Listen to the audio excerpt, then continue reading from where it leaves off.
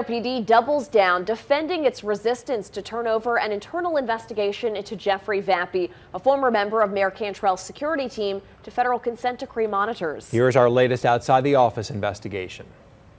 One day after the federal consent decree monitor criticized the NOPD for failing to hand over a copy of the Public Integrity Bureau investigative report into Officer Jeffrey Vappie, the NOPD says the monitor is wrongfully interpreting the guidelines of the consent decree.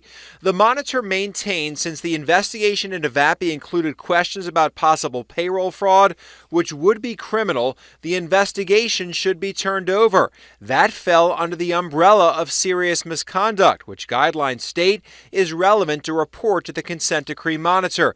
In a statement today, the NOPD disagreed, saying the Vappie investigation didn't involve criminal misconduct, untruthfulness, or giving false statements. The head of the Metropolitan Crime Commission says if Vappie lied on his timesheets, that would fall under the category of untruthfulness, which would also be considered serious misconduct. They define one of the misconduct complaints that qualifies is truthfulness or false statements. So this is an administrative investigation, and it deals with his duties that were performed.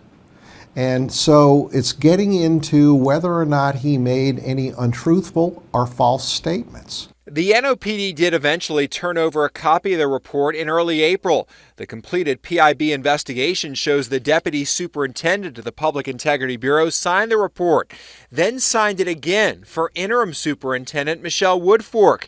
The NOPD says this is standard practice and that Woodfork did not review the investigation before it was signed for her.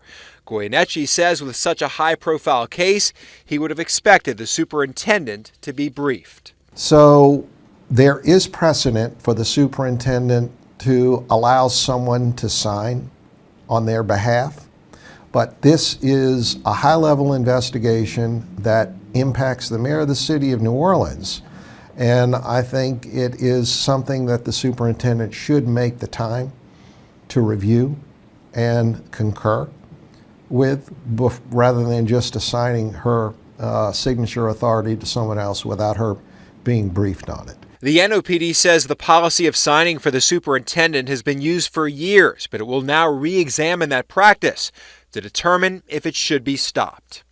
The NOPD also disagreed with the consent decree monitor's suggestion that investigators should have obtained Vappie's cell phone, claiming it would violate Vappie's Fourth Amendment rights. However, Goyeneche says the Fourth Amendment only applies to criminal cases. And since Vappie indicated he communicated with the mayor on his cell phone, the device could have contained information relevant to the Public Integrity Bureau's investigation.